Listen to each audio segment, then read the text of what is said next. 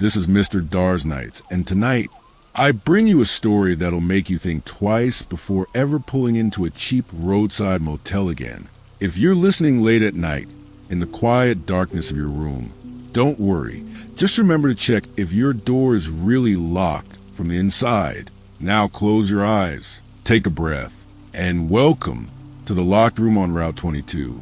It started with a whisper, not the ghostly kind, not some voice crawling through the walls or echoing from the shadows. No, this whisper came from a back corner internet forum where long-haul truckers shared rest stop horror stories to keep themselves awake on overnight drives. They called it the Loop Room, a motel room that looked just like every other room on Route 22. Same dull wallpaper, same cheap artwork bolted to the wall, same stiff bed with creaky springs. But those who stayed in this room never checked out.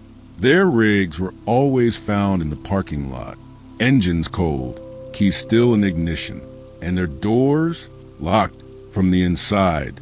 Always no broken windows, no forced entry, nothing stolen, just a trucker lying dead, sometimes slumped in a chair, sometimes curled up under the sheets, but always the same, eyes wide open, mouth agape, like they saw something so horrifying their bodies, simply gave up. Of course, most people dismissed it. Another urban legend, like the killer in the back seat or the phantom hitchhiker. But legends don't leave behind real police reports, and I found them. My name's Jake Rowan. I was 24, broke, and fresh off a long, unpaid stint as a mechanic's apprentice. I was also running from something I couldn't name. You know, the kind of emptiness that creeps into your bones when you wake up in a stranger's house with no memory of how you got there? That was me. I didn't have a home. I had a car with a cracked windshield and an old map of forgotten highways. That's how I found Route 22. It cut through the Midwest like a vein, long, winding, and mostly abandoned. I'd drive it when I couldn't sleep, which was often. The road had the silence that felt alive, like it watched you, like it waited. The night I checked into the Grayson Pines Motel, it was pouring rain.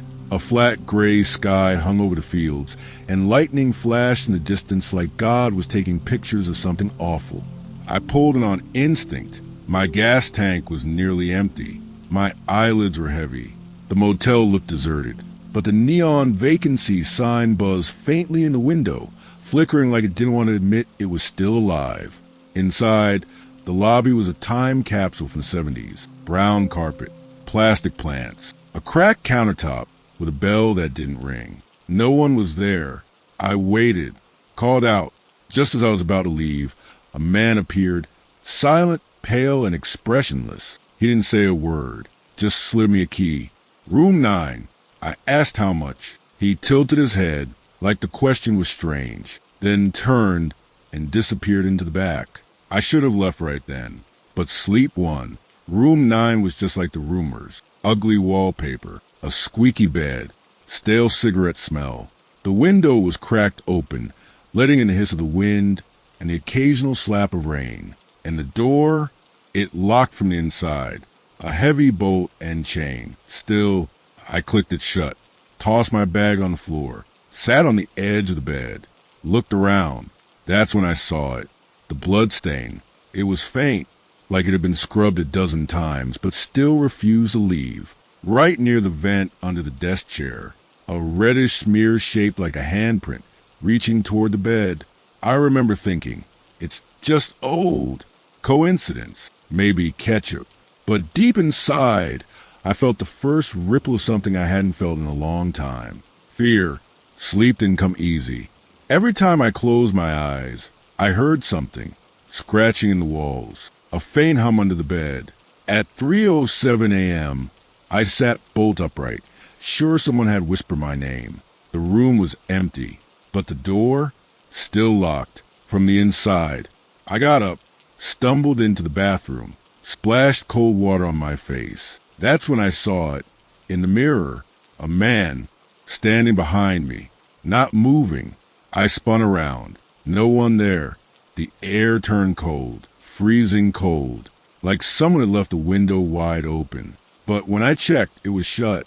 I should have left then, but I didn't.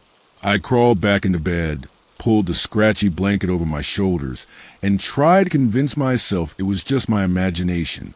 I dreamed of gears grinding and blood pouring from a steering wheel. I saw faces I didn't recognize, heard screaming, low and distant, like someone trapped in a well. When I woke, it was morning. The storm had passed. The sky was a clean blue. I felt lighter, like maybe I'd imagined the whole thing. But when I looked toward the chair, the blood stain was gone, scrubbed clean, and on the nightstand was a small cassette tape. No label, no writing, just an old, dusty tape like something from a forgotten storage box. I picked it up, held it, and I swear it felt warm. This is Mr. Dar's Nights, and if you're still with me, you're braver than most. Tonight, we continue our journey down a cursed highway where reality peels away like rotting wallpaper, and something old, something forgotten, watches you through the cracks in time. Don't fast forward. Don't close your eyes just yet, because this tape doesn't play for long. Welcome back to the locked room on Route 22. The cassette felt heavier than it should have. I turned it over in my hand again and again, like the more I touched it, the more answers it would give. It didn't. It just sat there, warm, solid, silent, no label, no markings, no reason why it had been left on the nightstand while I slept. But I couldn't ignore it. Not after what I'd seen in the mirror. Not after the cold that had wrapped around my neck like a rope in the middle of the night. And certainly not after the bloodstain vanished without a trace. Curiosity, they say, kills the cat. But in my case, curiosity just pressed play. There was an old cassette deck in the room, built into the wall under the TV, like a motel relic no one had bothered to rip out. I slid the tape in and pressed a button. At first, just static, faint, like wind blowing through a graveyard. Then a voice, low, male, tired. I came here for rest, it said. Ended up buried in my own dream. The voice was followed by a dragging sound, heavy, like boots across linoleum. Then a knock, not from the tape, from the actual door. My spine stiffened. I stopped the tape, turned to the door. 3 soft knocks. Not hard enough to be angry, not loud enough to be urgent, just deliberate, patient. I didn't move. Another knock, then silence. I walked slowly to the door, hard in my throat, and peered through the peephole. No one was there, not in the parking lot, not by the cars. Nothing but fog and the silhouette of an old highway beyond the chain-link fence. I opened the door. Empty air greeted me, but when I turned back inside, the cassette was gone. Gone. Not on the table, not on the bed, not under the player. Just vanished like it had never existed. Only the faint smell of burnt plastic lingered in the air. I packed my bag in less than 30 seconds. As I reached for the doorknob to leave, something caught my eye. The mirror in the corner of the room, the full-length one screwed into the closet door, was fogged up like someone had taken a long, hot shower. But I hadn't even touched the bathroom.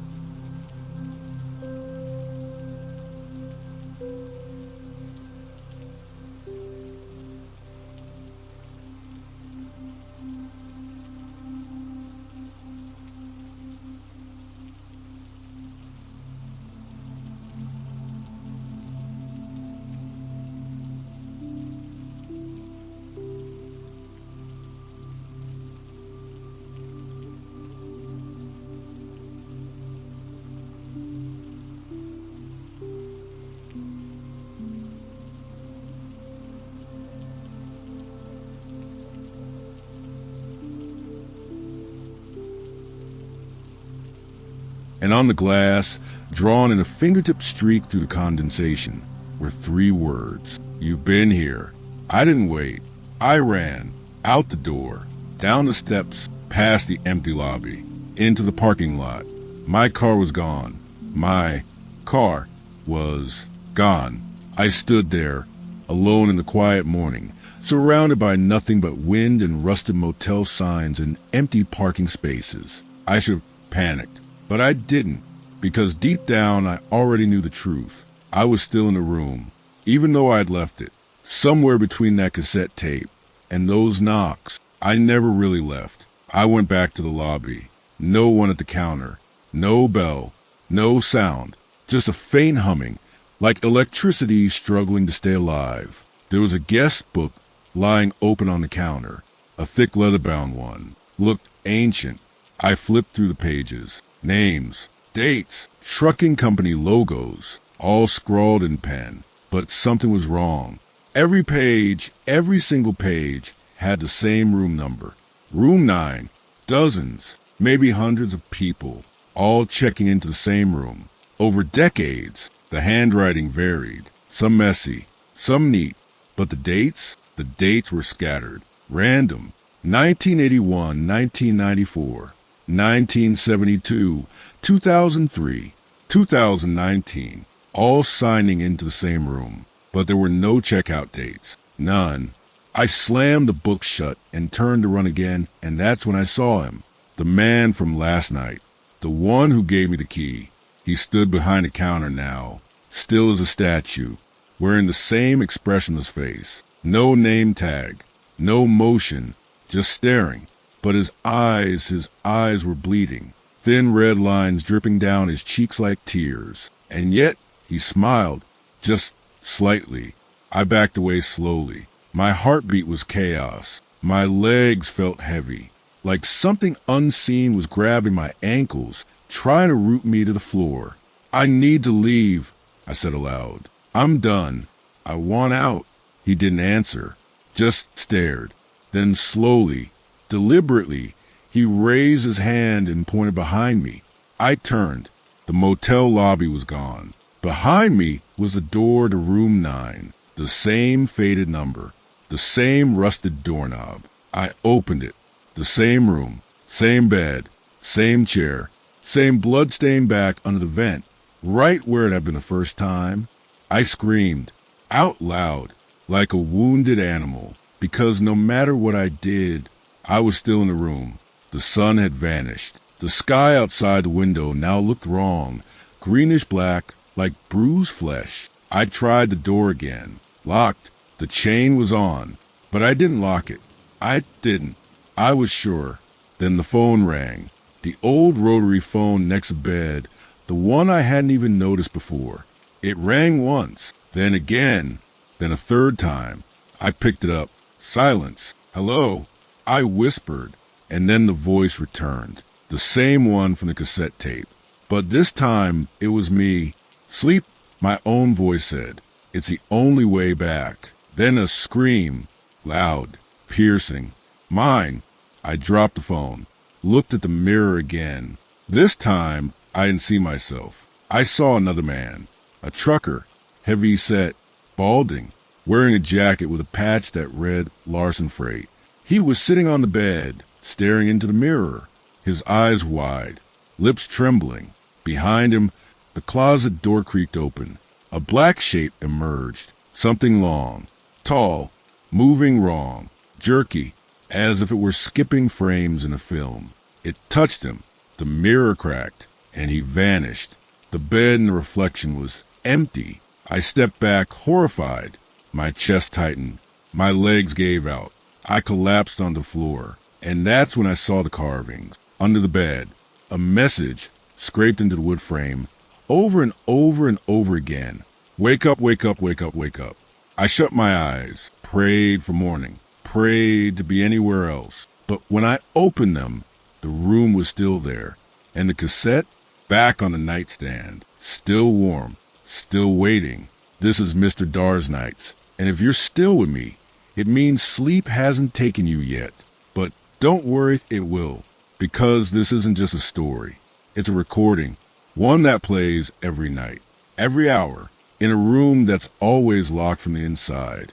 So press play and listen close, because Chapter 3 might just be your last wake-up call. The tape was warm, warmer than before, as if it had just finished playing. But I hadn't touched it. I swear I hadn't. It was just there again, sitting on the nightstand like it belonged, like it lived there, like I lived there. The room smelled like burnt plastic and old copper. My breath fogged in the air, even though the heater was on full blast. I didn't want to touch the tape again. I didn't want to hear my own voice whisper horrors into my ear. But the room had other plans. The walls groaned. The light flickered. The door refused to open. I was trapped, and there's only one way out. So I pressed play. My voice, again but warped now, slowed down, twisted like it had been chewed up and spit back by something that didn't understand sound. "You're almost out," I said, "but you have to see it all." Then a click, a static hiss, then something new, a second voice, not mine, not human, low, guttural, dripping with wetness and static. It said just one word, "return," and then silence. The lights popped, the air turned to ice, and the mirror across the room shattered on its own. No reason, no impact, just a spontaneous scream of broken glass and flying shards. Behind it, there was no wall, only another room, identical, same bed, same chair, same layout, same bloodstain, but no mirror, just a hole in the wall. I stepped through it like a rat through a trap. On the bed in this new room lay a body, rotting, split open, wearing the same clothes I had on. I backed away, stumbled, hit the door. It opened. Finally, it opened, but not to hallway, not to outside. It opened to the motel lobby again. Only this time, it was 1973. I knew it was. Somehow I just knew. The walls were clean. The furniture was different. A man in a green uniform stood behind the counter, smiling. "Checking in?" he asked. I nodded. He handed me a key. "Room 9. Of course. But I saw something on the wall behind him, a bulletin board with newspaper clippings. I walked over and pretended to read while he copied something down into the guest book. One headline caught my eye. "Trucker found dead in locked room. No signs of entry or exit." The date was July 5th, 1973. I blinked. The room changed again. Same lobby, now grimier, darker. The man was gone. Only a shadow behind the desk. The bulletin board now had dozens of headlines. Same story. Different years, different victims. Each one found in room 9. Behind a locked door, blood pooling under the vent. I turned around, and there were 9 doors lined up behind me, all marked room 9, each identical, each slightly ajar. Something moved inside them, something tall, slow, twitching like a dying spider. A voice whispered behind my ear, "Pick the right one, or pick again, forever." I ran.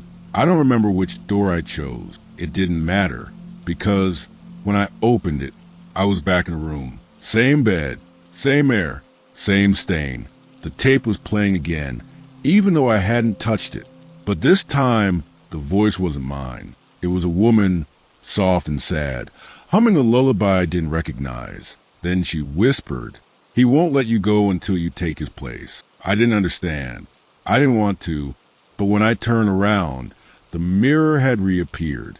And this time, there were 2 reflections, mine and someone else's.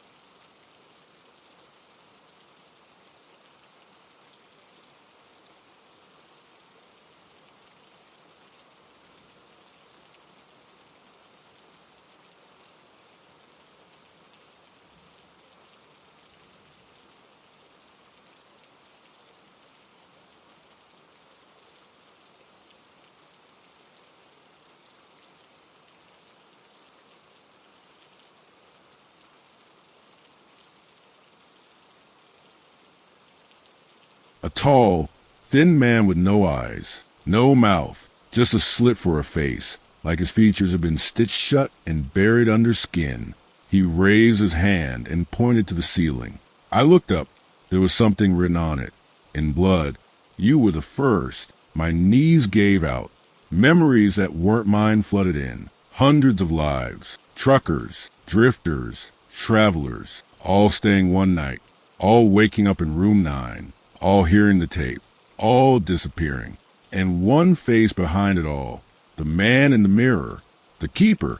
The motel was his trap, his cycle, his loop. Each victim played a role.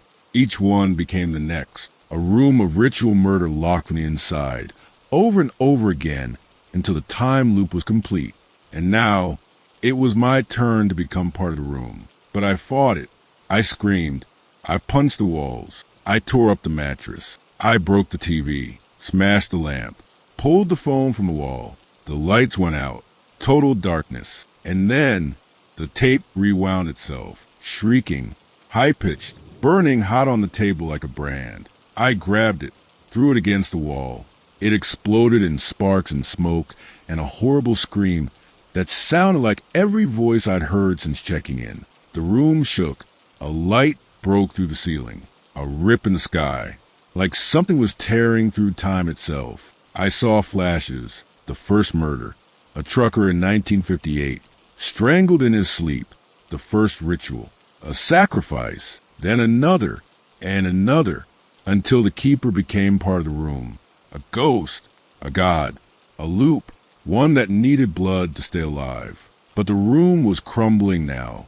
Time breaking. Reality peeling. I reached for the mirror one last time. My reflection spoke. Destroy the door, it said, and you end the cycle.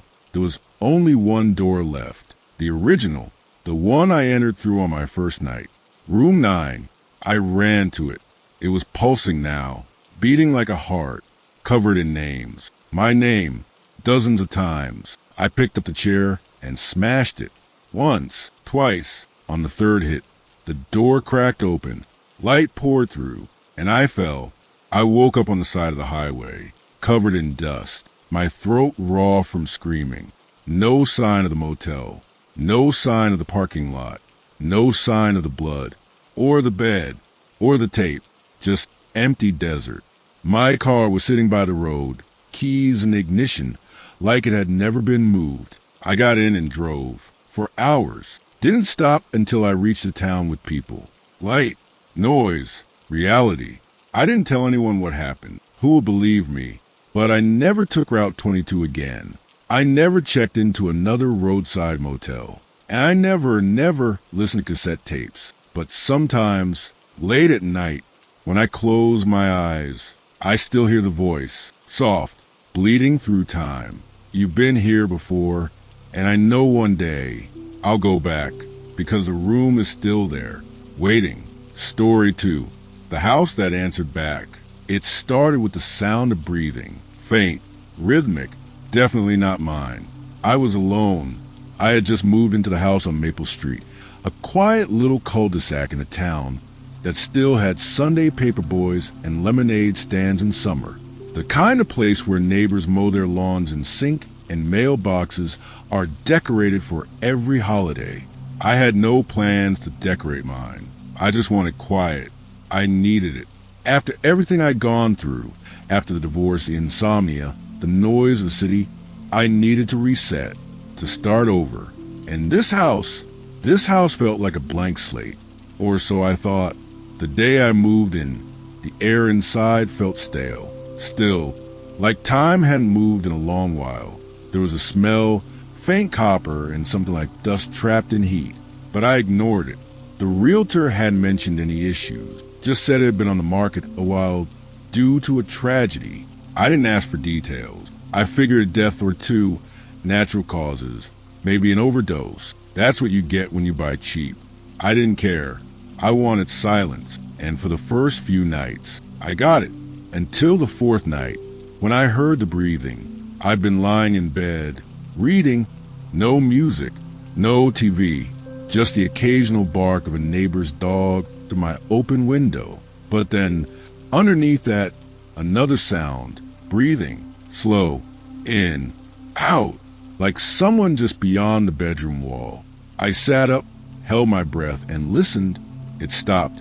I told myself it was a house settling. Old pipes, maybe even my imagination. But the next night, it came back, and this time, it didn't stop when I listened. It kept going until I said out loud, "Hello?" Then silence, as if it was waiting for me to speak. The next morning, I found a cassette. It was in my mailbox. No envelope, just a black plastic shell of an old TDK tape, marked only with the number 1. No return address, no note. I didn't own a cassette player.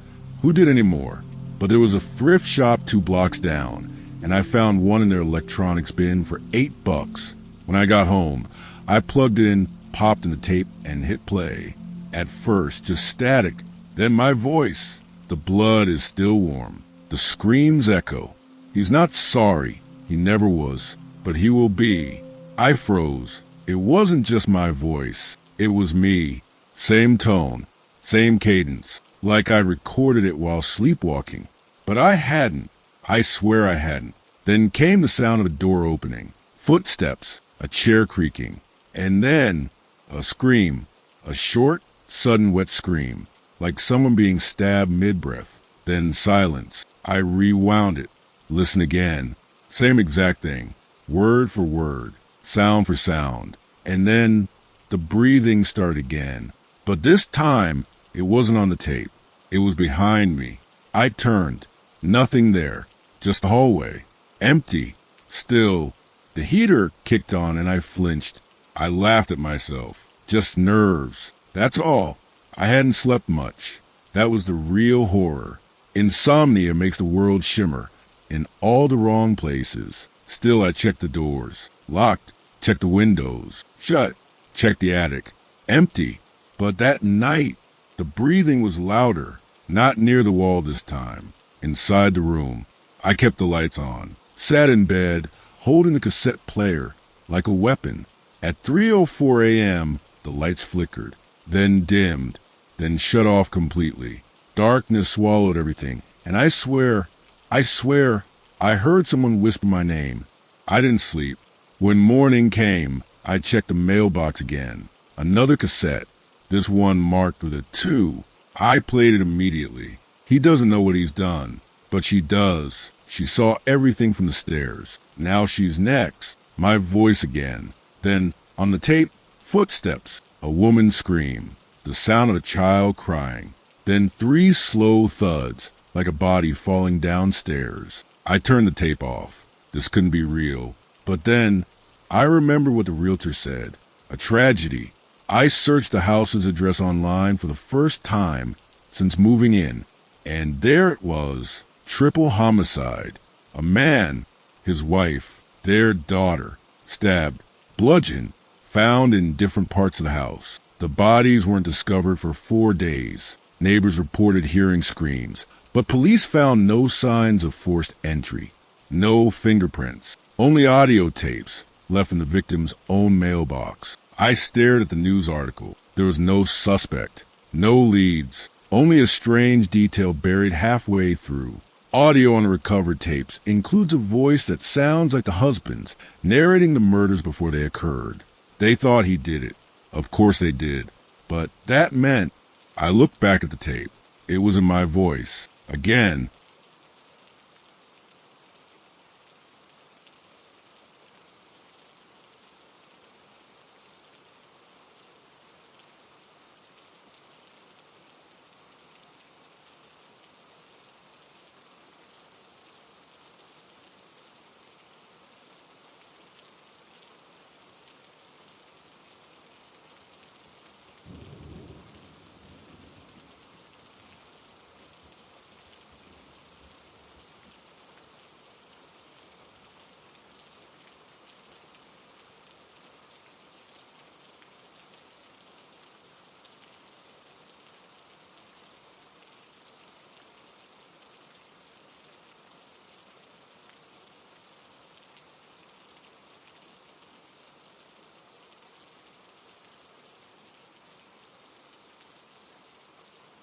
Then, on the tape, footsteps, a woman's scream, the sound of a child crying. Then 3 slow thuds, like a body falling downstairs. I turned the tape off. This couldn't be real. But then, I remembered what the realtor said.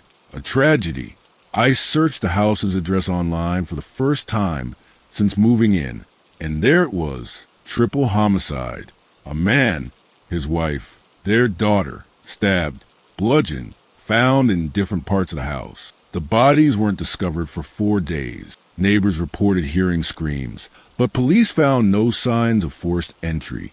No fingerprints, only audio tapes left in the victim's own mailbox. I stared at the news article. There was no suspect, no leads, only a strange detail buried halfway through. Audio on recovered tapes includes a voice that sounds like the husband's, narrating the murders before they occurred. They thought he did it. Of course they did. But that meant I looked back at the tape. It was in my voice, again, and now I was in the same house, living in the same space, getting the same messages. That night, I boarded up the mailbox, screwed it shut from the inside. No more tapes, no more whispers. But at 2:17 a.m., I woke up to a soft sound, plastic sliding on wood. I followed the sound to the front door, opened it slowly, and on the porch was tape number 3. The third tape was heavier than it should have been. My hands trembled as I held it, the cold plastic somehow damp with morning dew, even though the porch was bone dry.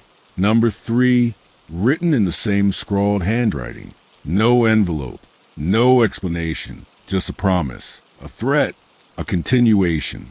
I didn't take it inside right away. I stood on the porch, staring at it, my breath fogging in the early morning air even though it wasn't that cold. I thought if I stayed there long enough, if I just held it long enough, it might change, evaporate like a bad dream. But it didn't. I took it inside. I didn't want to listen, but I had to. The second it clicked into cassette player, the room felt smaller, like the house was holding its breath. Play.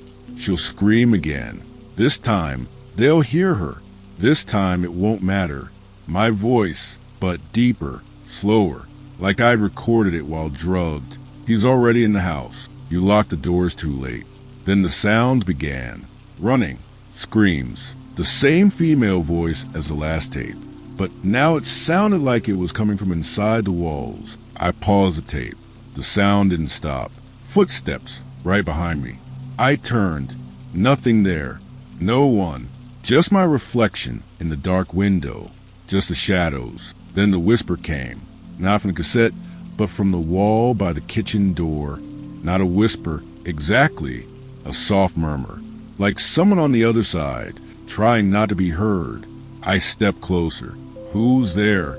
Silence. Then, so faint I thought I imagined it. A word. Again. That night, I tried not to sleep. I barricaded the doors, pushed a chair under the knob, turned every light on in the house, even left the cassette player unplugged, the tapes thrown into a drawer. Still, at exactly 3:17 a.m., the power cut out. Darkness swallowed the house, sudden and absolute. I sat up in bed, holding the flashlight I'd stashed beside me. The air was heavy. Breathing wasn't easy. It felt like something thick had crept into the vents. Then I heard it again. My name, whispered from the hallway.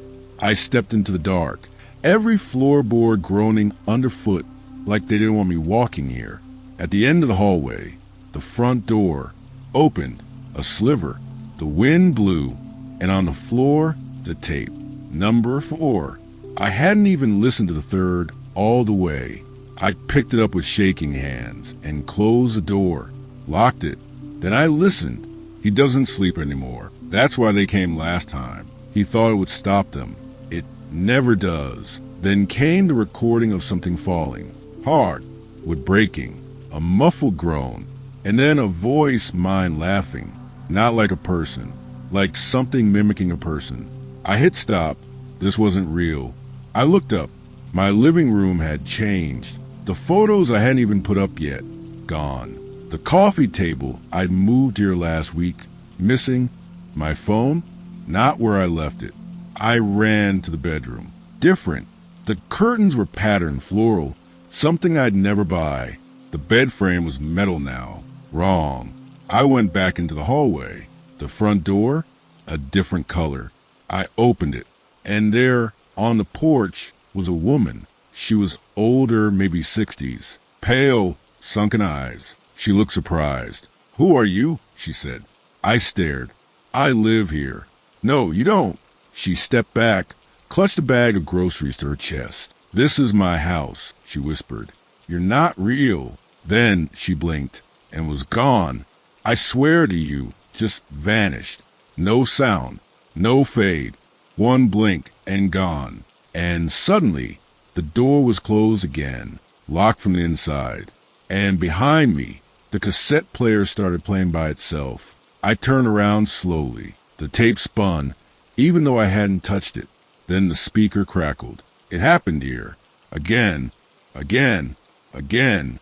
And then my own voice screamed. A full, raw, agonizing scream, like I was being torn apart from inside. I ripped the plug from the wall. Silence, but I couldn't breathe. I sat down in the hallway and tried to calm myself. My pulse throbbed in my ears. I thought maybe I was dreaming. Maybe I'd gone insane. Then I saw it, behind the baseboard, just a sliver of it, an opening, a hole in the wall, hidden by a loose panel. I pulled it off. Inside, another cassette. No number, just the word original written in black marker. I hesitated. I shouldn't have played it, but I did. It didn't start with my voice. It started with sobbing. A man. Then I didn't want to do it, but she wouldn't stop screaming. And the girl, she wouldn't stop looking at me like that. Then silence. Then I hear it now. Every night, every breath, every heartbeat. I'm sorry. The tape ended. I sat in silence for hours, trying to process it.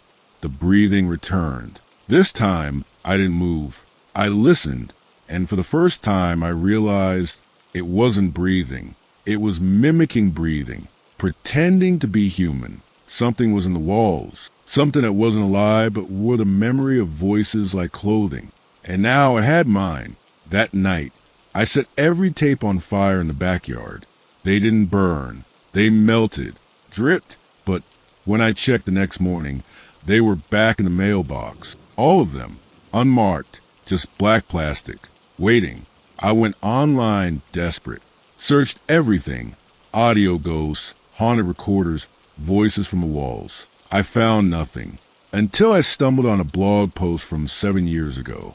A man describing tapes arriving in his mailbox, a house where time folded, voices mimicking his own. He said he couldn't leave. The tapes kept finding him. The last line of the blog read, "You'll know it's real when the voice stops being yours, because then it's ready." I read it 3 times. I didn't understand what it meant. Until that night, at exactly 3:17 a.m., I woke to the sound of the player spinning. I didn't put in a tape, but it was playing, and the voice that spoke, it wasn't mine anymore.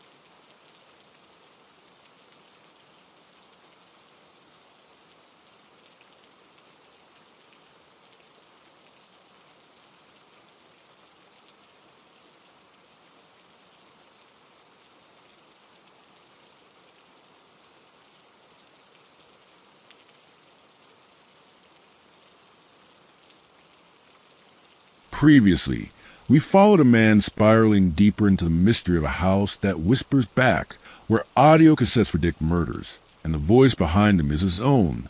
But in the dead of night, the truth began to twist, and now the voice is no longer his. The tape was playing when I woke up, but I hadn't touched the machine. The cassette deck spun in slow, deliberate clicks, and a thick hiss poured through the speaker, like it wasn't transmitting sound, but air, heavy, wet air. Then a voice came through. Not mine, not human. It was using my voice. I could hear the shell of my tone, the vowels, the pitch, but something else controlled the rhythm.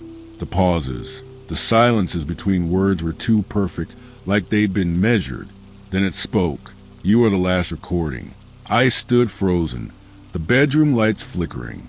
I had unplugged everything the night before, ripped cords out of walls, even cut the main power at the fuse box, but the light still flickered. The air turned dense, almost gelatinous, like I had to push to move through it. The walls pulsed, not with noise but with presence. I could feel the house breathing again, but not like before. Now it was watching. There was something new in the house. I could feel it walking behind me, even as I stood still. I opened the bedroom door. The hallway was wrong. It was longer, wider. Each picture frame hanging there now held photos of me, distorted versions. In one, I was standing over a body. In another, I had no face. In the third, I was sitting at the cassette player, smiling, but my eyes were bleeding. I stepped forward. Every step creaked, but the sound didn't echo. It looped, each footfall repeating again and again, echoing ahead of me, like the house was trying to guess where I'd go next. I reached the living room. The furniture was different now, dust-covered, plastic-wrapped, like a place frozen in time. And in the center of the room sat the cassette player, tape inside, already spinning. I didn't press play, but the voice began anyway. You are not the first. You are not the last. You are the echo. You are the playback. Then came a scream, not through the speaker, from upstairs. There shouldn't have been an upstairs. This was a single-story house. I turned slowly. The hallway had shifted. There, at the end, where the bathroom had always been, a staircase now stretched upward, spiraling into darkness. I hesitated. Another scream, this one clearer. A child, male, desperate. Help me? He's going to. The voice cut off, then silence, then the tape hissed again. He listened, so they came. I started walking. Every step up that staircase was sticky. The air changed the higher I climbed, hot, humid, sour. I felt lightheaded. My ears popped. When I reached the top, there was no landing, just a hallway filled with doors. Identical, endless. Every door was closed, except the one at the end. It was cracked open, and from inside came the sound of breathing. Not normal breathing. Mechanical, like someone tried to remember what lungs were supposed to do. I approached. My hands trembled as I pushed the door open. Inside was a room covered in audio equipment, reels, tapes, speakers, wires snaking up the walls like veins. In the center, a man sat at a desk, facing away. His head was cocked. He pressed a button on a massive reel-to-reel recorder. My voice came through. I'm not real. I'm not real. I'm not real. The man slowly turned. It was me, not a look-alike, not similar. It was me, but gaunt, hollow, skin stretched too thin, eyes completely white, mouth moving but no sound. He raised a hand and pointed to the wall. There, a new cassette rested in a slot, labeled simply, Final. I stepped forward, drawn in like gravity. The other me opened his mouth and spoke. My voice, but behind it, hundreds more, layered, echoing, some in languages I'd never heard. Playback is memory. Playback is prophecy. Playback is replication. Then the walls split open, literally cracked like drywall, giving birth to something behind it. Dozens of faces spilled out, human but wrong, skin waxy, eyes blank, mouths open in frozen screams. All of them wore my face. I stumbled backward. The reel-to-reel machine screamed, high-pitched, piercing. The other me vanished, and in his place, I saw the woman, the one from the porch. But now she was crying. I didn't die here, she whispered, but I remember dying here. She reached out to me, then flickered, like a broken video file, then gone. In her place, a boy, pale, dirty, about 10.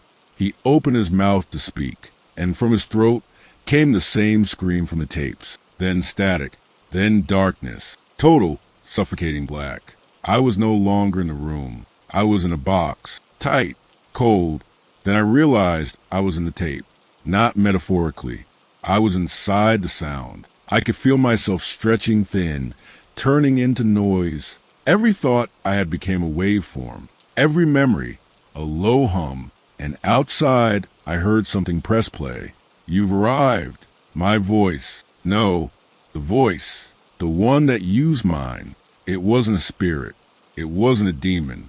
It was memory itself. A force that feeds on moments, echoes, repeats. The house was its body. The tapes, its voice. And I had become a sentence in its mouth. Suddenly, I woke up, back in the house. Morning sunlight streaming through the blinds. Everything was normal. I checked the hallway. Normal. The photos, back to the way they were. I checked the cassette drawer. Empty. I went outside. Mailbox. Empty. I felt hope. Maybe it was done. Maybe I had burned it away somehow. I moved out that day. Left everything behind. Found a studio apartment across the city. No more analog. No more cassette players. I even threw away my phone just to be sure. 3 days passed. Silence. Then, one morning, a package at the door. No return address. Inside, a cassette player and a single tape. Labeled only, Welcome Home. I didn't play it. Not at first. But at night, I could hear it spinning. Even when it wasn't plugged in. Even when I smashed it to pieces. And now, when I try to sleep, I hear your voice, repeating the story back to me. Slightly different every time. Because now, you're the tape. And soon, someone else will press play.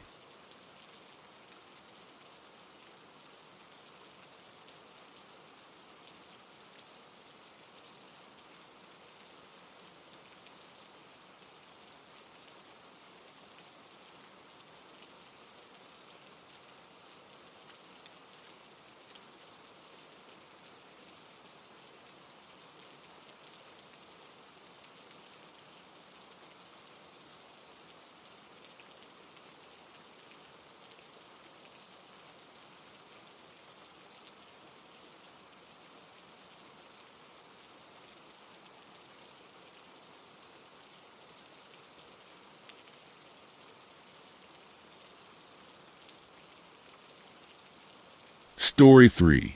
In the early 1990s, across several sleepy American towns, children vanished one by one. No suspects, no bodies, just a single thing in common.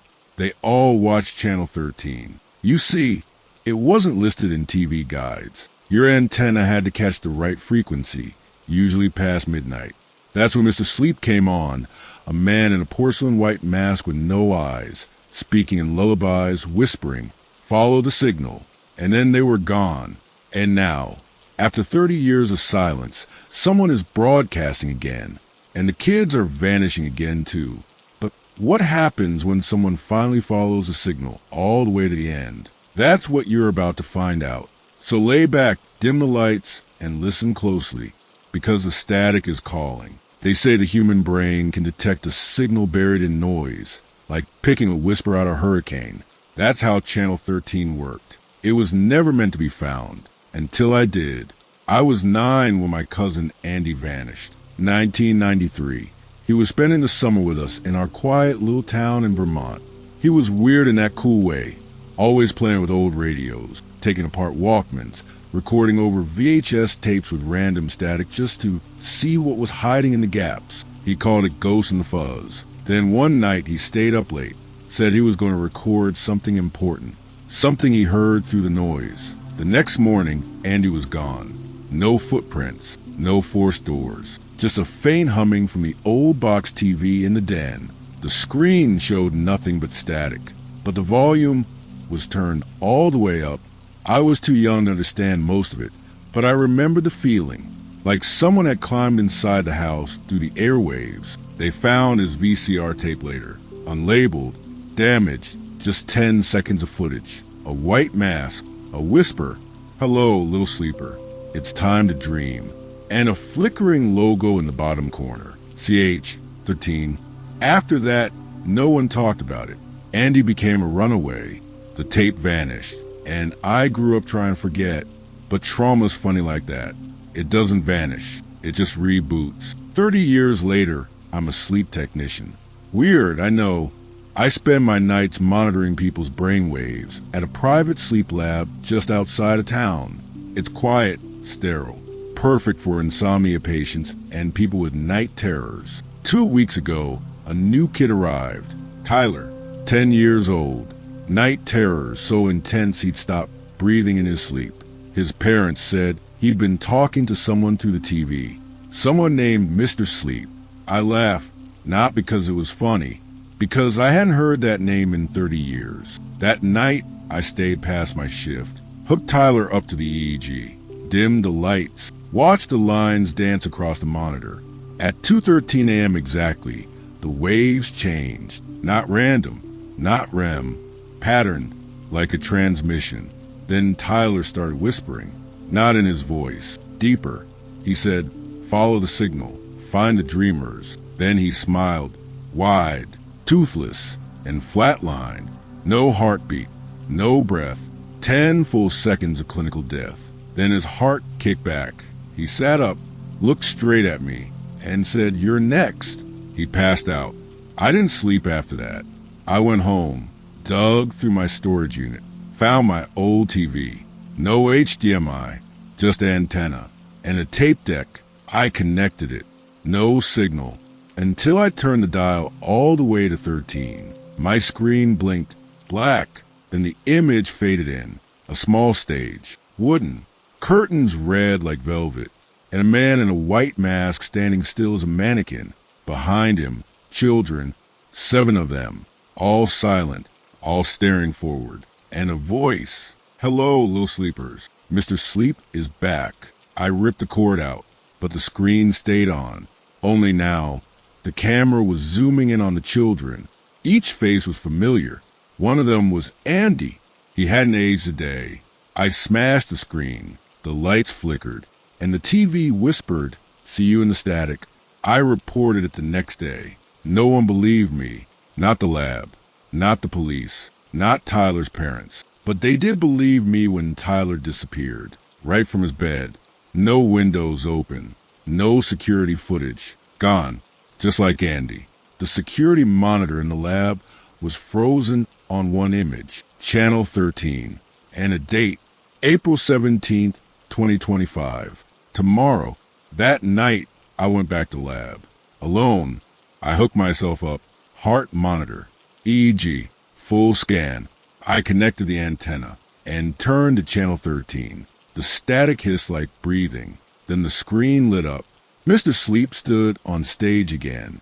Only now he was holding a microphone. His mask was cracked, his suit covered in dust. But when he spoke, it wasn't with sound. It was with signal. I felt in my head, like radio waves buzzing through bone. "You want the final message? Then come." The TV showed coordinates. An abandoned broadcast tower in the forest just outside of town. I remembered it. It had been decommissioned in the 90s after a lightning strike. Same time Andy vanished. Same time Channel 13 disappeared. I didn't hesitate. I got in my car and drove into the woods. The tower still had a corpse in the trees, rusted, hunched, buzzing with faint electricity. There were no birds, no wind, just that hum. I found a door at the base, padlocked. I touched it and it opened. Inside, a spiral staircase. Down, not up.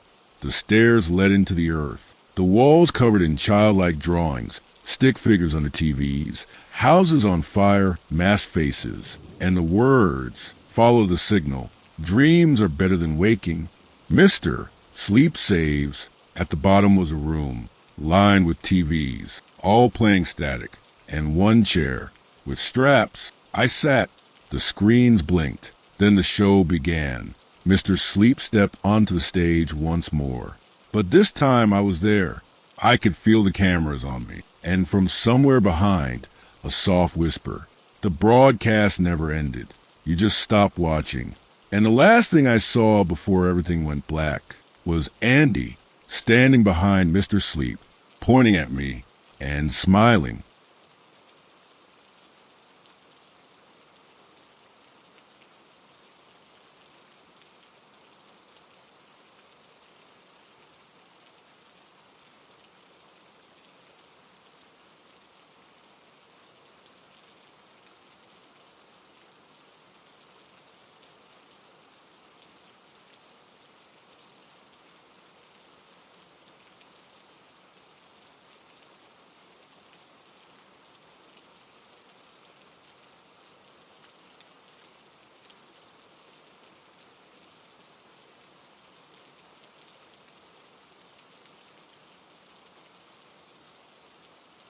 You see, the deeper you go into the signal, the more it follows you, and this is where it all begins to unravel. If you haven't already, turn off the lights, maybe lock the doors. The broadcast doesn't stop when the screen goes dark. Sometimes it follows you home. So take a deep breath, and let's continue. I don't know how long I was sitting there, strapped into that chair in the abandoned broadcast tower, surrounded by nothing but static and broken TVs. My body was stiff, my heart racing, but I couldn't move, couldn't breathe right. It was like I was locked in place, unable to escape whatever had found me there. It was a hum at first, the sound, low and buzzing, like a distant electrical current, but it vibrated inside my skull, making my thoughts blurry. And then it happened. The monitors flickered. One by one, they all came to life. Channel 13, the same logo, the same stage, the same man. Except this time, Mr. Sleep was not alone. In front of him were the children, more of them now, all standing still like puppets, their eyes vacant, their mouths sealed.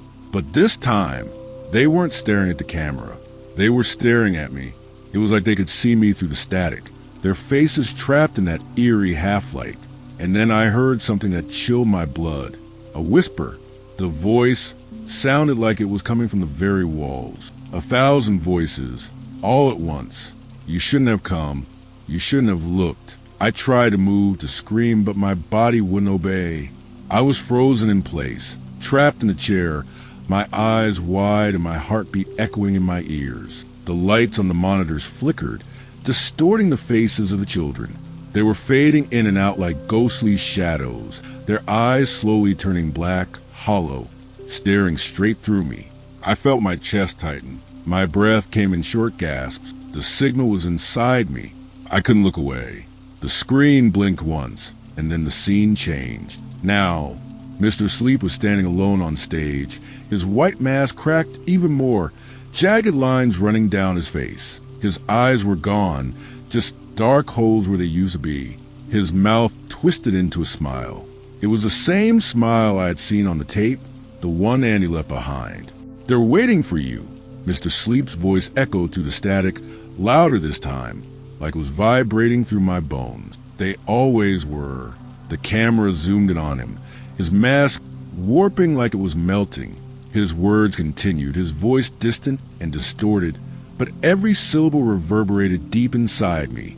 The signal never stops. It just waits, and once it finds you, it never lets go. The TV screen blinked again. I tried to tear my eyes away, but I couldn't. My vision blurred with static, the hum growing louder, wrapping around me like an invisible force. And then I saw something in the background of the stage, a shadow. It moved quickly, darting across the darkened set, like a figure too fast to fully comprehend. It wasn't human. It was something darker, something larger. The children in front of me shifted.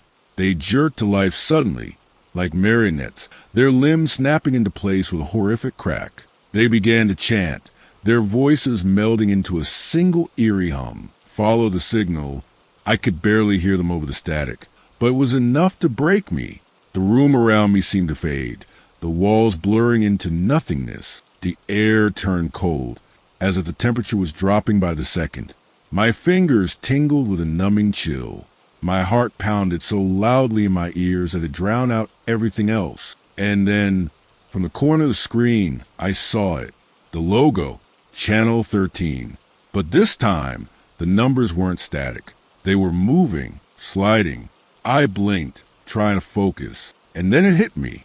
The logo was no longer just a graphic on the screen. It was a portal, a door I had just walked through without even knowing it.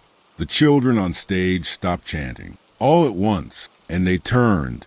They all looked at me, and in their hollow eyes, I saw it. I wasn't in the lab anymore. I was somewhere else. The room around me twisted. The walls stretched, growing larger, shrinking, then expanding again. It felt like I was caught in a dream I couldn't wake up from. The air was heavy, thick with the smell of dust and static. The floor beneath me wasn't concrete anymore. It was soft, like grass, like dirt. I was outside, somewhere. I heard the rustle of leaves, the sound of wind, a forest, but the trees weren't trees. They were something else, dark and gnarled, twisting, growing faster than nature should allow. The sky above me was black, yet illuminated by strange flickering lights, and I wasn't alone. The children stood in a circle around me, their faces pale, their eyes empty.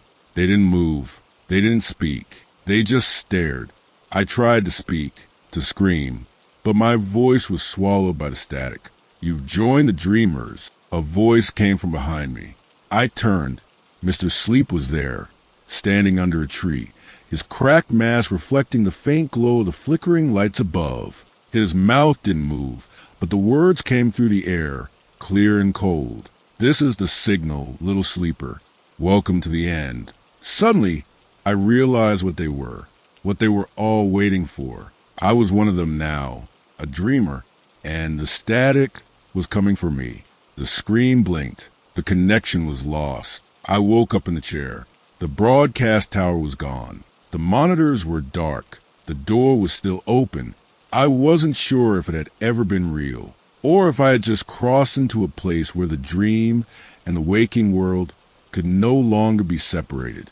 But I know one thing for certain. The signal isn't done with me. Welcome back, brave listener, or should I say sleeper. Mr. Darsnight's here.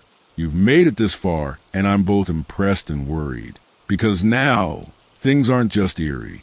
They're dangerous. And the signal, well, it's still out there, waiting to reach you, just like it reached the others. You won't see it coming. You won't know it's there. But once it finds you, it won't let go. Don't be fooled by the calm. The signal doesn't stop. And tonight we end it. If you're still with me, make sure you're ready. Turn off the lights and keep your doors locked. This one's not over yet. I was awake, but I wasn't really sure I was alive. The chair beneath me was gone. The screens had vanished like they'd never been there. The static, the children, the forest, it was all a blur. One moment, I was in that strange, twisted place, and the next, I was back in my apartment, sitting on my couch, staring blankly at the dead television. The room was quiet, too quiet. I didn't remember getting home. I didn't even remember leaving, but the silence was suffocating. And that strange feeling that had gnawed at me for days, it was stronger now. It was like something was watching me, waiting. I tried to shake it off. It was nothing, just exhaustion, right? But then I saw it, the envelope. It was lying on the floor by the door, wedged between the crack of the frame. The same kind of envelope, plain, no return address. But I knew what it was before I even picked it up. Another tape. My heart raced.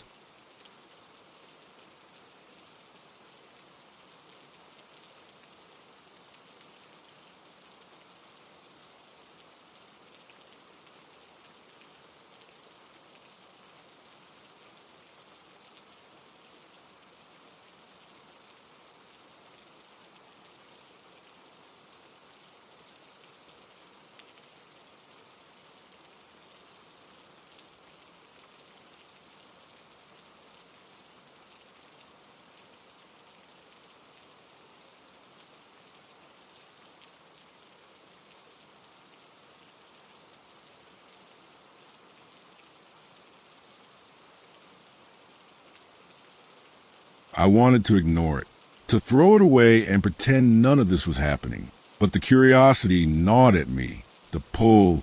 I couldn't fight it. I reached down, my hand trembling, and picked it up. The same feeling from the broadcast tower crept over me, crawling up my spine. The same feeling I'd had when I first saw Mr. Sleep's face behind the mask. I tore the envelope open. Inside, there was another cassette, and the words, written in faint red ink, were scrawled on the side. The dream never ends. I didn't know what was worse, the tape or the fact that I immediately knew I had to play it. The click of the cassette player, the static, the silence before the voice came through. You thought it was over, didn't you? It was his voice, Mr. Sleep, the very same voice I'd heard on Channel 13, the voice that led those children, those innocent lives, down a path they would never return from. But the signal doesn't stop.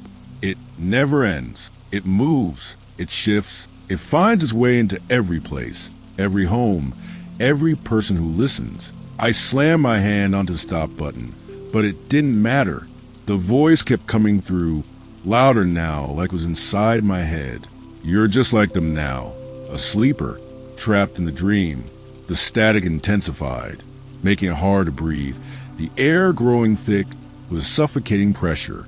The walls around me seemed to stretch and bend, as if the very reality I had once known was slipping away. You don't understand, do you? You never understood what you were following. The signal isn't just a show. It's a promise, a connection. And now that it's found you, you'll never wake up. I ripped the cassette out of the player, but the words didn't stop. They echoed in my head. They echoed in my mind, louder now, with each passing second. I stumbled back, my legs weak, my body trembling with an unfamiliar terror. I knew I should leave. I should run.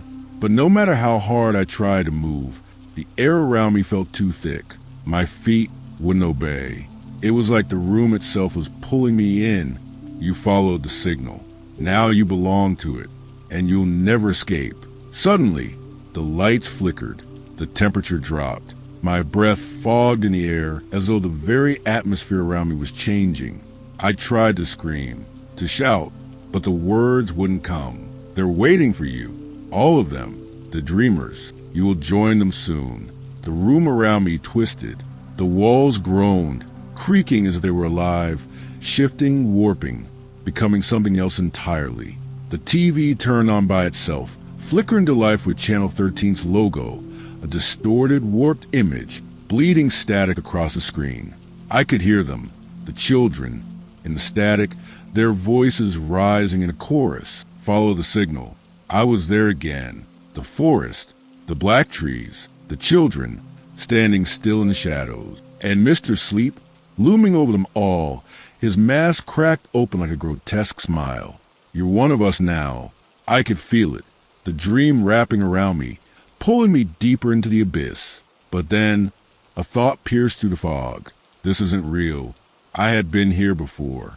I had seen this before. The static, the hum, the voice, it was a loop. It wasn't just the children who were trapped. It wasn't just the missing kids from all those years ago. It was me. I had always been here, and I would never leave. The screen flickered, the static grew, and then there was only darkness. Story 4. 911 from the basement. It started with a series of 911 calls. At first, they were dismissed as pranks. Strange, yes, but nothing to worry about. After all, it's not unusual for people to dial emergency services out of fear, panic, or just a lack of understanding. But these calls, these were different. Each one came from the same place, the same coordinates, a house that had been demolished more than a decade ago. The first call was just a whisper. He's coming down again.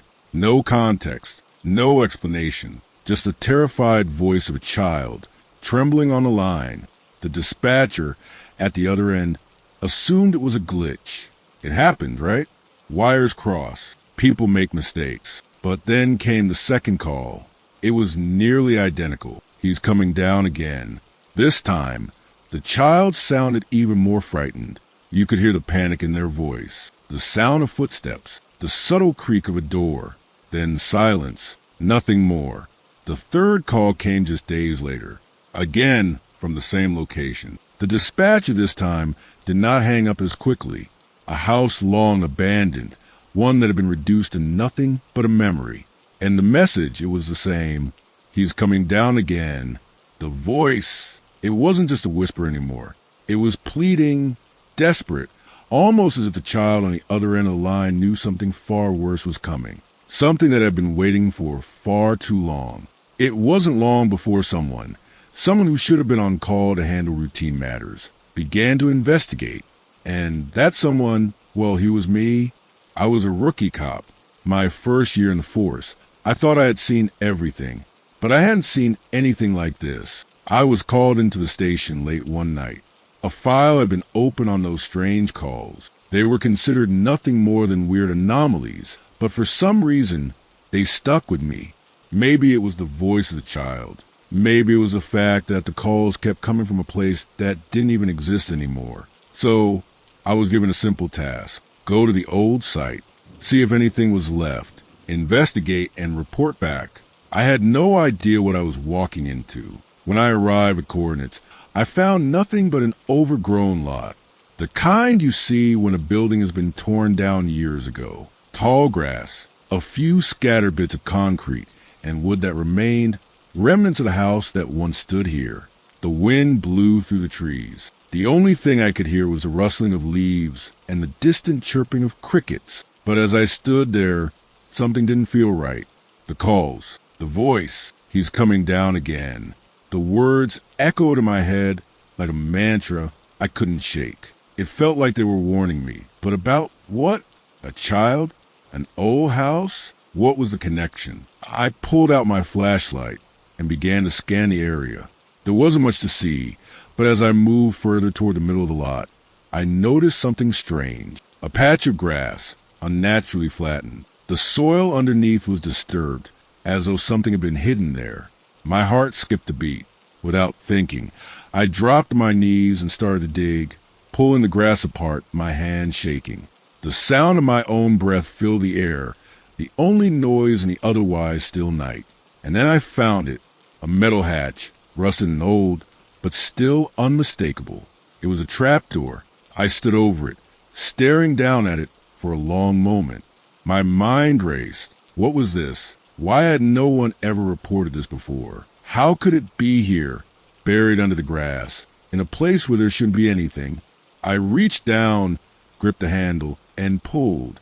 It creaked as it gave way, but it opened. I wasn't prepared for what I saw next. Beneath the hatch was a dark, narrow stairwell. A faint, musty smell drifted up from below, the air thick and stale. I hesitated. The calls, the child's voice, the whisper on the line. I could feel my heart pounding in my chest as I stared down into the black void. And then I heard it, the sound of footsteps.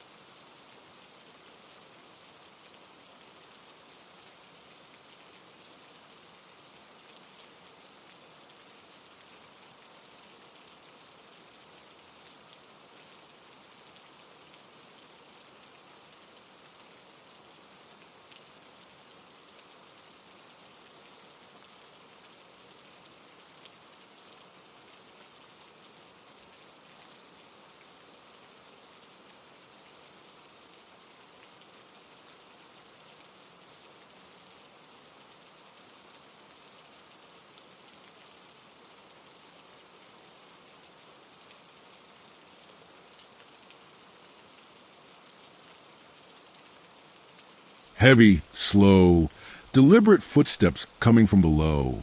They echoed in the darkness, growing louder and closer. I stepped back, my hand on my radio, ready to call for backup, but the words wouldn't come. My mouth was dry. The flashlight in my hand flickered, the beam dimming and then suddenly coming back to life. I knew what I had to do. I had to go down there. I had to see what was waiting. And when I did, I'd find out exactly who had been making the calls. The trapdoor opened with a sickening groan. I swallowed hard as the smell of old earth and dampness wafted up, making my stomach churn. Below, there was nothing but pitch-black darkness, so thick you could almost feel it pressing against you. My flashlight trembled in my hand, the beam cutting through the shadows as I descended the narrow steps. Every step echoed in the silence, and the air grew colder the farther I went down. My breath came in sharp gasps, the cold creeping into my bones. The further down I went, the more oppressive it felt, like something or someone was watching me. I gripped my flashlight tighter, pushing forward, every instinct telling me to turn back. But I couldn't. I needed to know what was down there. It felt like an eternity before I reached the bottom, but it couldn't have been more than a minute or two.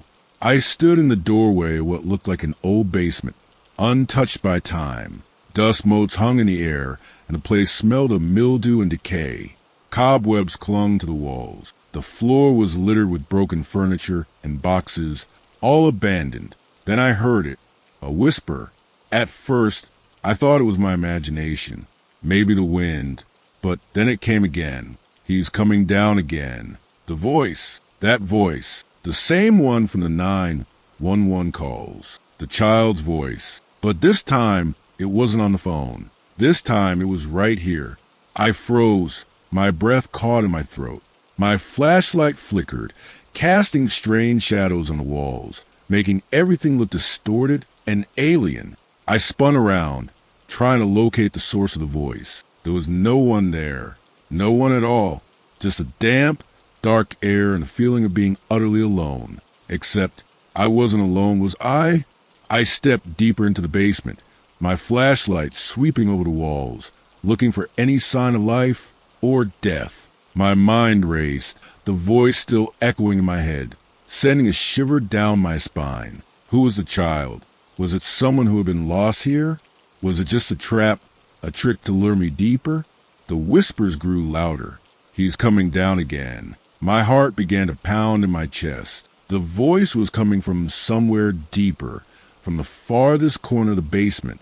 I took a few more steps forward, my hand shaking as I pointed the flashlight in the direction of the sound. And then I saw it. A door. Not just any door, but an old, rusted, wooden door that seemed out of place in the basement. It looked like it had been there forever, untouched, buried beneath layers of dust and dirt. The door itself was cracked, its hinges creaking as if it had been opened and closed many times. And I could see, just barely, a faint light shining through cracks around it. I approached cautiously, every step measured, my hand trembling as I reached for the handle. But before I could touch it, I heard it again. The voice. He's coming down again. It was right behind me. I spun around, flashlight raised, but there was nothing. No one. Just the empty, cold air pressing in around me. My skin prickled. It wasn't just a voice anymore. It was the feeling, the sensation of something moving in the dark, something that shouldn't be there. My instinct screamed at me to run, but my feet were frozen in place, my body locked in fear. The basement seemed to stretch on forever. The walls felt like they were closing in. The air was thick, suffocating. And then I heard it. Footsteps, heavy, slow, deliberate footsteps coming from behind that door. I couldn't move. I couldn't think. All I could do was listen as the footsteps grew louder and closer. Closer, closer, and then silence. I waited for what seemed like an eternity, my body frozen in place. And then the door creaked open just a little. A shadow passed through the crack. I stepped forward instinctively, my hand on the door handle. I couldn't stop myself. I had to know what was on the other side. With a deep breath, I threw the door open. And what I saw was worse than I could have imagined. The basement was filled with rows of old, crumbling beds. Some of them had tattered sheets. Others were nothing more than rusted frames. But it wasn't the beds that caught my attention. No, it was the walls. There were photographs, hundreds of them. Some were pinned to wall, others taped with yellowing, brittle tape.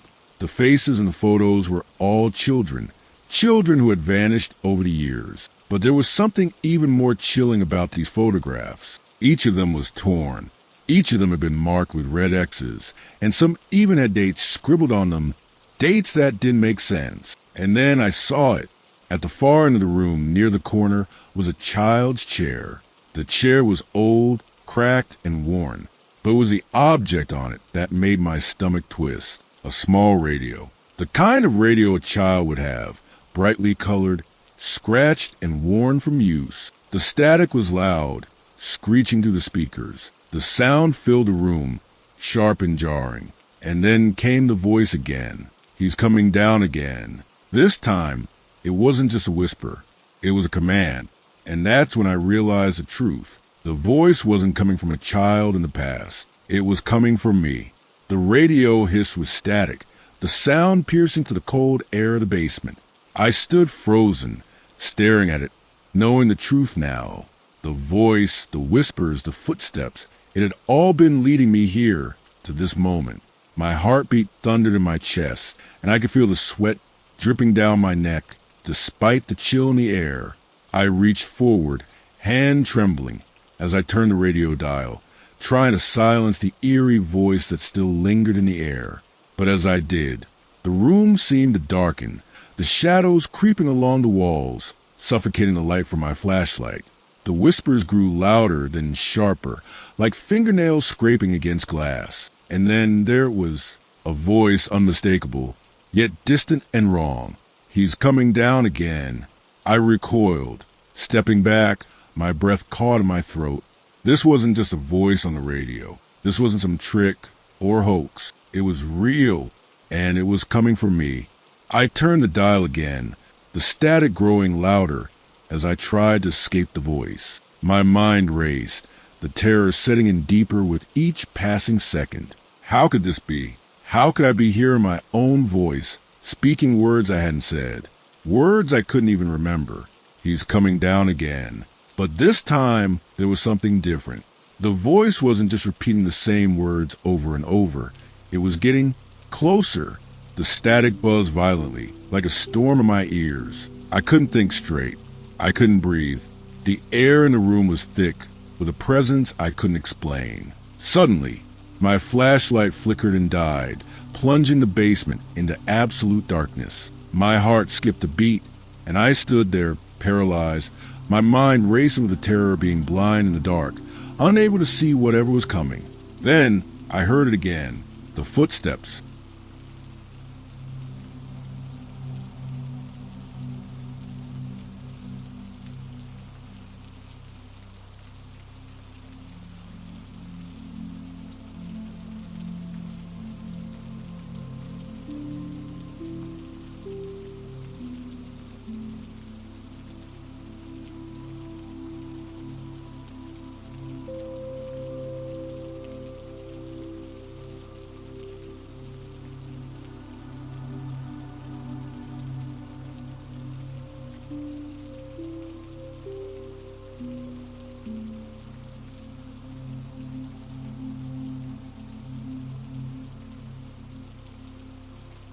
Heavy, deliberate, slow. Each one echoed in the silence, and I could feel them vibrating through the floorboards beneath my feet. Closer, closer, until they were right behind me. I spun around, but there was nothing, no one.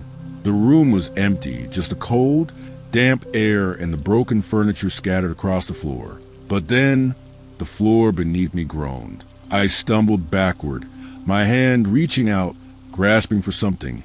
Anything to hold on to, but all I felt was the weight of the air pressing in, the walls closing around me. The footsteps stopped, but the presence didn't. It lingered, it watched, and then a voice spoke again. This time, it wasn't from the radio. It was from behind me. "Why are you still here?" I whirled around, but there was no one, no figure. Nothing but darkness and the echo of the voice that now felt like it was inside my head. The voice was me. It was my own voice, but twisted. It wasn't the way I spoke. It wasn't the tone I knew. It was wrong. "Why are you still here?" I stumbled backward, bumping into the wall behind me. My chest tightened, my throat constricting with fear. I had to get out. I had to leave. But my legs wouldn't move. My feet were rooted to the floor, my body paralyzed with terror. The voice came again. "He's coming down again." The walls shook. I could feel it. The floor beneath me trembled as if something or someone was moving through the darkness, coming closer, coming down. The very foundation of the house seemed to shudder, the air thick with the oppressive weight of something ancient, something malevolent. I reached for my radio, my fingers fumbling within the dark, trying to turn it off. But as my fingers brushed the dial, it clicked on again, and then I heard it, a child's laughter. It was soft at first, a giggle, playful, almost innocent, but it grew louder and louder until it felt like the room itself was shaking with the sound. I clutched the radio to my chest, my mind racing with panic. That laugh, it was mine. It was the voice of the child who had once lived here, the voice of me. From a time I didn't remember, from a place I didn't understand. I was a child, the one who had disappeared. "He's coming down again." The voice was louder now, the words clear and cold. It was coming from inside my head, from inside the walls, from the very air around me. And then I heard it, The unmistakable sound of a door opening, the creak of wood. I turned the corner of the basement, where the door I had seen earlier was now open, wide open. Beyond was a dark passage, a narrow corridor leading deeper into the house, and standing at the edge of the threshold was a figure, just a shadow, but I knew who it was. It was me, but not the me I knew, not the me standing here in the dark with a flashlight in my hand. No, this was a younger version of myself, a child, my eyes locked with his, and in that moment, everything clicked. The child in the basement was me. I had been here before. I had always been here, and I had never left. The child raised his hand and pointed to the darkness, his voice coming in a sing-song whisper. He's coming down again, and with those words, I realized the truth. The cycle was never-ending. The voice on the radio, the footsteps, the whispers, it had all been leading me here, to this moment. I wasn't investigating the past. I was reliving it. I was the one trapped in this house. I was the one who had never left. And now, it was my turn to disappear. The last thing I heard before the darkness swallowed me was the sound of footsteps, slow and deliberate, coming down the stairs. And I knew then, without a doubt, that I was next.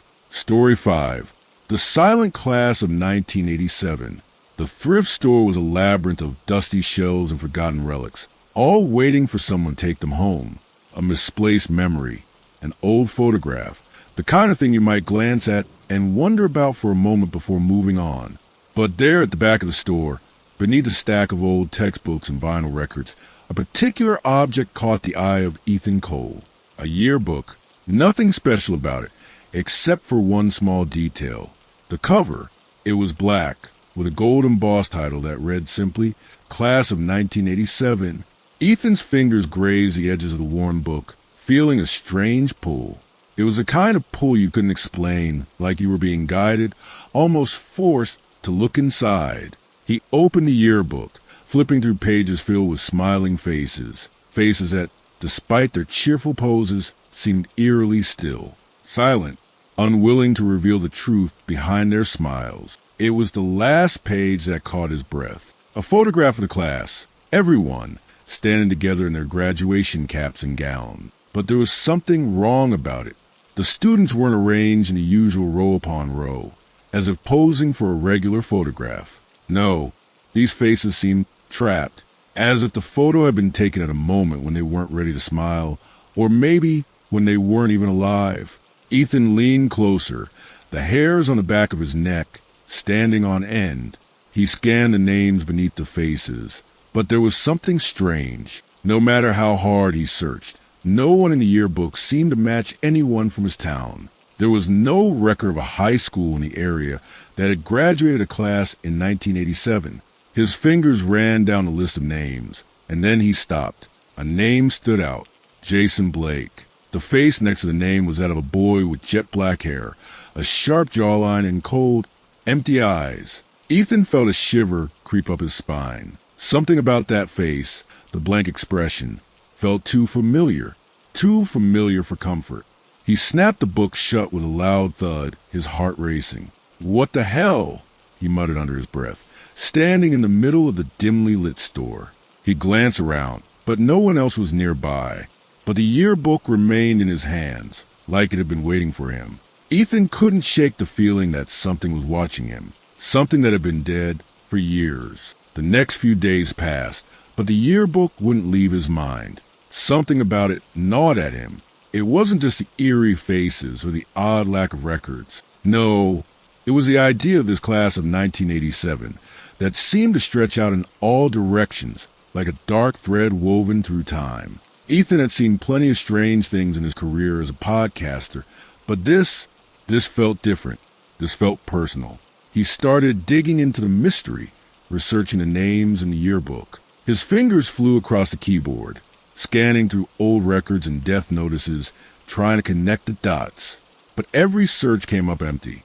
No one knew anything about the school, the class, or any of the students. It was as if they had never existed. Then, a breakthrough. He found a news article about a string of horrific deaths that occurred after the class had graduated. Each student listed in the yearbook had died within a year of graduation, some in brutal accidents, others in unsolved murders. The articles were filled with chilling details, but the strangest part was a photo of the victims, the same photo that was in the yearbook, the same faces, except for one, Jason Blake. He was the only name that didn't match the article. It wasn't that he had died. He had simply vanished. No obituary, no death notice, no record of his existence. It was as if he had been erased.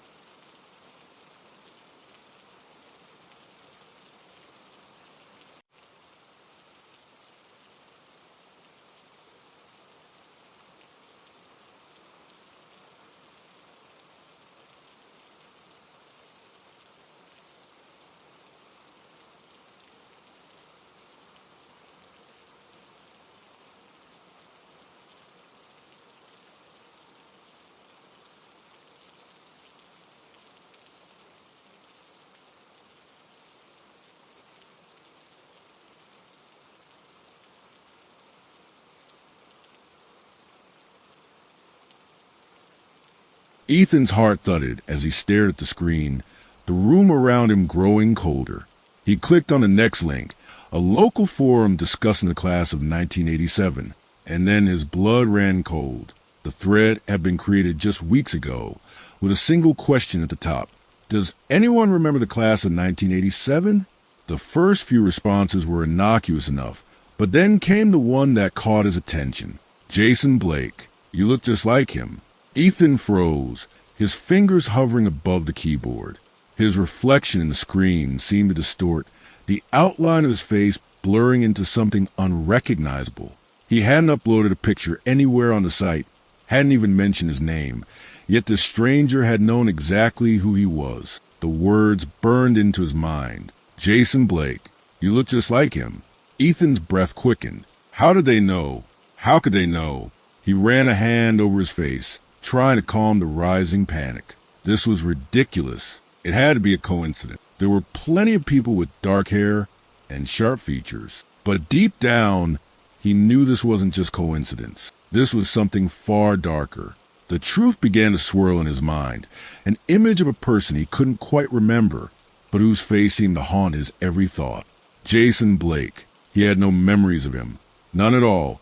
But his name echoed in his mind like a bell tolling in a graveyard. Ethan sat back in his chair, feeling the weight of the yearbook in his hands again.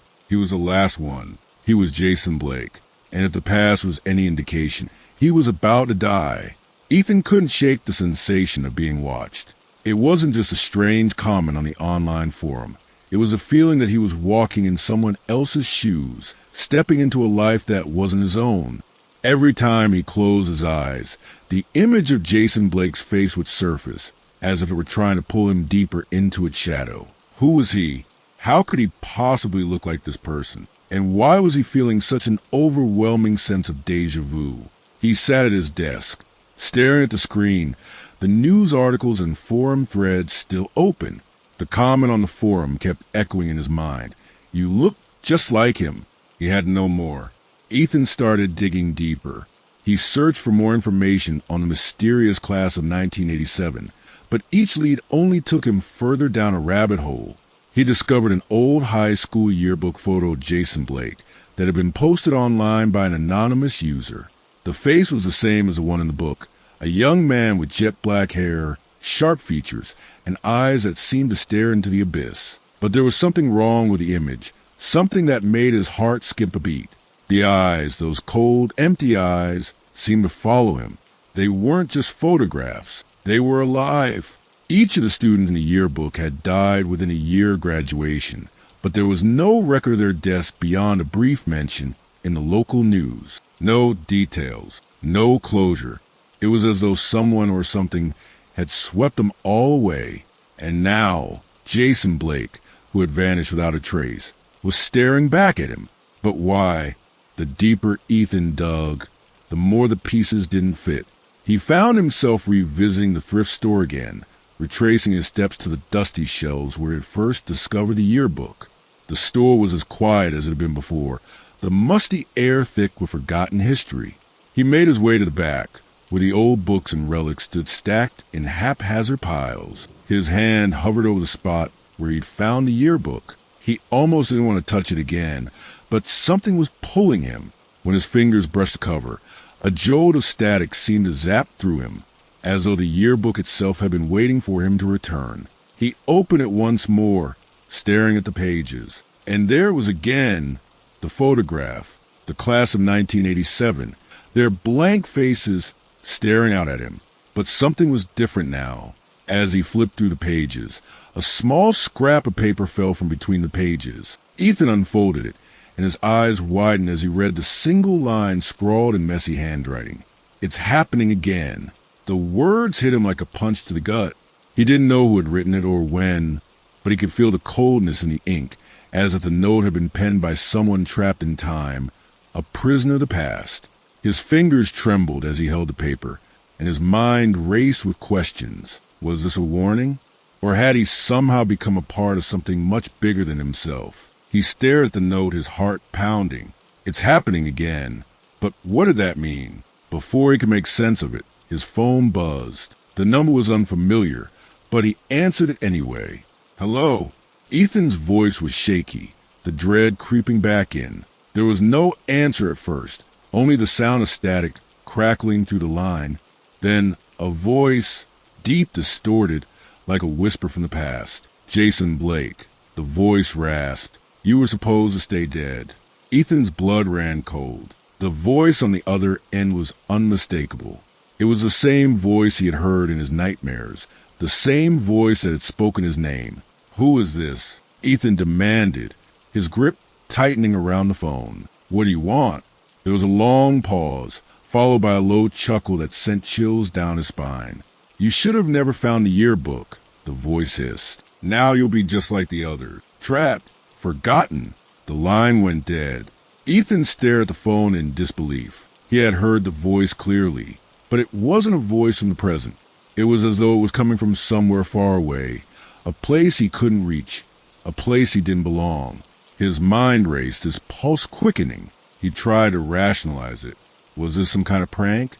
A cruel joke from someone who knew about the yearbook? Or was something much darker at play? As he pondered, his phone buzzed again, and the screen lit up with a new message. His heart skipped a beat as he read the text that appeared. "Jason, don't trust anyone. You're the last one. Run." Ethan stumbled backward, nearly tripping over his own feet. His breath caught in his throat. He had to get away from this place, from the yearbook, from the curse that seemed to follow him. But as he turned to leave, he was met with an unexpected sight. There, at the far end of the thrift store, was a figure standing in the shadows. A man, his face obscured by the dim light. Ethan froze. The man stepped forward, his eyes glinting in the darkness. It was Jason Blake. Or was it? The figure tilted his head slightly, as if studying Ethan, before speaking in a voice that sent another chill down his spine. "You've already made the same mistake." Ethan could barely move as the figure reached out a hand, and all the air seemed to leave the room. The world around him blurred, and for a moment he felt as if he were being pulled into the past, into the twisted, forgotten world of the class of 1987.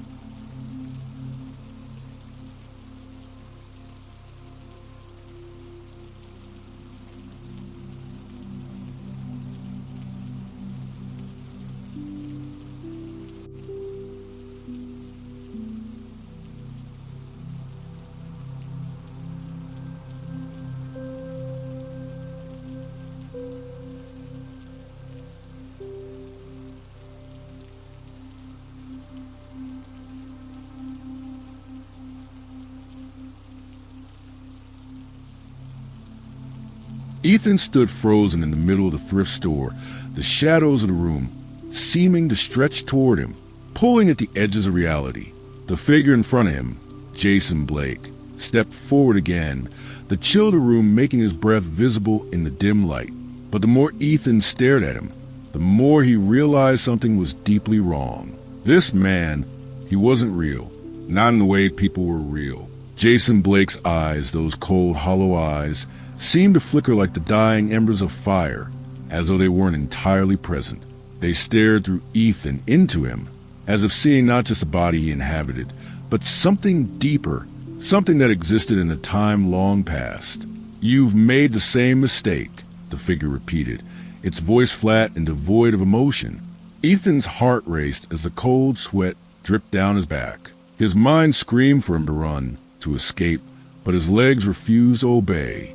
I don't understand," Ethan stammered, his voice barely a whisper, as though speaking too loudly might wake something worse. Jason Blake, if that's even who this was, tilted his head as if considering the question carefully. His lips parted again, and Ethan could see the teeth that were too sharp, too angular to be real. "You're part of the cycle," the figure said, his voice a raspy whisper, sending waves of dread through Ethan's chest. "The class of 1987, the ones who vanished. We don't get to die." Not completely. Ethan's stomach churned. He blinked hard, willing himself to wake up, but the store remained the same, the shadows stretching ever closer. "What do you mean?" he asked, his words a hoarse rasp. "You think you're different, don't you?" Jason Blake said, his face flickering like a static screen. "But you're just like the rest of us. You were never supposed to find a yearbook. You were never supposed to remember." Ethan's head throbbed. He felt the edges of reality pull further away, as though the air around him was thickening, becoming harder to breathe. He thought of the notes he'd found, of the warning, but it was too late now, wasn't it?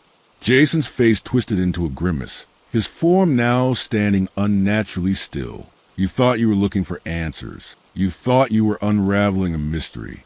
But you're just the last piece of the puzzle. You are always the last one." "No," Ethan whispered, the world starting to spin around him. "I'm not like them. I'm not one of you." But Jason Blake's hollow gaze never wavered. "You're not special," he said, the voice low and final. "You're the one who's supposed to replace us. You're the one who's been born again. Time repeats, Ethan. It always has. It always will." The air grew colder, heavier, suffocating him with its weight. Ethan's head was spinning, as if the room itself was collapsing in on him. He tried to back away, but his feet felt glued to the floor, as if the very ground had turned against him. Jason took another step forward, his fingers outstretched like claws. "It's too late for you to escape," he hissed. "You'll die just like the rest of us, horribly, painfully. You will become one of us." Ethan's pulse pounded in his ears, the sound deafening as Jason's fingers brushed his cheek. For a moment, everything went still. A chilling, impossible silence filled the store. And then, as if the room had shifted on its axis, Ethan understood. He was Jason Blake. He was one of them. He had always been one of them. The store faded away, and Ethan's vision blurred. He could still feel the cold of the floor beneath his feet. But it wasn't the same store. No, it was a different place, darker, older, with walls that seemed to stretch and shift as if the very fabric of the world was being torn apart. Then came the sound of laughter, hollow, echoing laughter that rang out from every corner. Ethan's legs gave way beneath him, and he collapsed to his knees, gasping for air that seemed to slip through his lungs. But the laughter wasn't the worst part. The worst part was the realization that it wasn't just in his head. There was a room around him, a room he recognized, but couldn't place. His chest constricted as he looked around, his eyes settling on a familiar, horrific sight, the yearbook, Jason Blake's yearbook. It sat before him on a table, the pages open to the class of 1987. As Ethan's trembling hands reached out, he saw the faces of the students staring back at him, the ones who had died in strange, unexplained circumstances. And at the very back of the book, there was his own name, Ethan, Jason Blake. The same name, the same face. It had always been him. He had been the one to survive, but it hadn't been enough. The cycle would never end. Ethan's breath came in short gasps as the reality of it hit him all at once. The other students, his fellow classmates, were trapped here, trapped in this endless loop of death and rebirth. He wasn't just a part of the class. He was the class, the very heart of it, the last piece that would always return. And the worst part? He would never be free. There was no escape. As his vision blurred, Ethan saw one last thing, the faces of the lost students, flickering like ghostly images in the air around him. They stared at him with hollow eyes, just like Jason Blake had, and their voices, those same haunting whispers, rose up in unison. We were never meant to leave. The darkness consumed him. And with that, we come to the end of this chilling tale, listeners. I hope you found yourself gripped by the terror and suspense. Remember, once you're caught in a cycle, there's no telling when it might end, or if it ever will. This is Mr. Dar's Nights. Until next time, sleep tight. But remember, there are things in the dark that will never let you rest. Good night, and be careful what you find. Thank you for joining me tonight in the darkness. I hope you found the courage to make it through until the end. If you enjoyed this tale, don't forget to like and share it with others who dare to listen. And if you haven't already, subscribe to the channel and hit the bell icon so you never miss another spine-chilling story. Remember, the night has only just begun. Stay safe, stay curious, and always watch your back. Until next time, this is Mr. Dar's Nights, signing off. Good night.